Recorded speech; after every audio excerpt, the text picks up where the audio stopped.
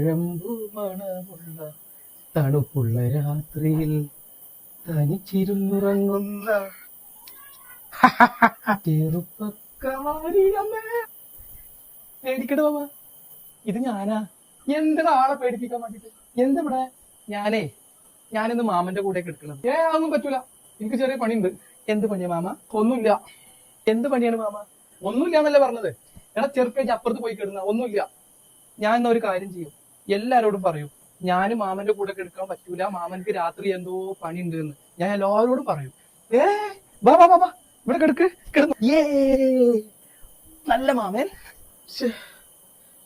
ഞാൻ അവള് വിളിക്കുമ്പോ എന്താ പറയാ? ആരോടാ മാമ? ഇവനെ കൊണ്ട്. എടാ മോനോ, ഞാൻ ഉറങ്ങാണേ.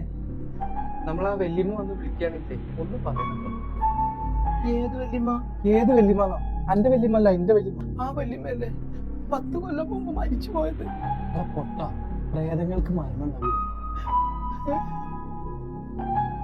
ഞാനും വല്യമ്മയും കൂടി ഇടക്കൊക്കെ സംസാരിക്കാറുണ്ട്. ഇന്നലെയും കൂടി പറഞ്ഞിട്ടുള്ളൂ വല്യമ്മ, നമ്മൾ ഷെമീറുമീൻ വരുമ്പോ അവനൊന്ന് കെട്ടിപ്പിടിച്ചൊരു ഉമ്മ വെക്കണമെന്ന് കൂടി വല്യമ്മ പറഞ്ഞിട്ടുള്ളൂ.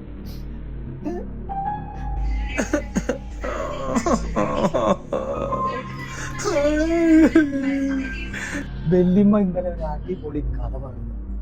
എന്താ കഥ എന്നറിയോ? വല്യമ്മ പല പല പ്രേതങ്ങളുമായി സംസാരിക്കാറുണ്ട്.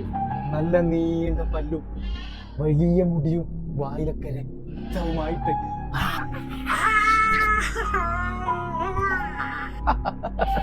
അത് കലക്കി മൂട്ടിൽ തിരി കൊടുത്ത പോലെ പാഞ്ഞത്. ഇനി സ്വസ്ഥായിട്ടൊന്ന് സൊള്ള. വല്യപ്പ എന്താ ഇവിടെ വന്നിട്ടുള്ളത്? ഞാൻ ഇന്ന് നിന്റെ റൂമിലൊക്കെ എടുക്കുന്നത്. എന്നോട് അവൻ വന്ന് എല്ലാം പറഞ്ഞു. പൊന്നാര വല്യപ്പ, ഞാൻ ഓനോട് ഒരു തമാശ പറഞ്ഞതാണ്. 10 കൊല്ലം മുമ്പ് മരിച്ച വല്യമ്മല്ലേ പിന്നെ കാണാൻ വരുന്നത്. ഒന്ന് അപ്പുറത്തൊന്ന് പോയി കിടന്നു. എടാ മോനെ, ഓൾ ഇന്നെ കാണാൻ വരാറുണ്ട്.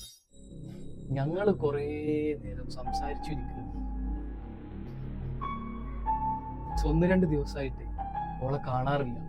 ഓള് ചെറിയൊരു പിണക്കത്തിലാ. അപ്പോഴാണ് മോൻ പറഞ്ഞത് നിന്നെ കാണാനും വരാറുണ്ട്.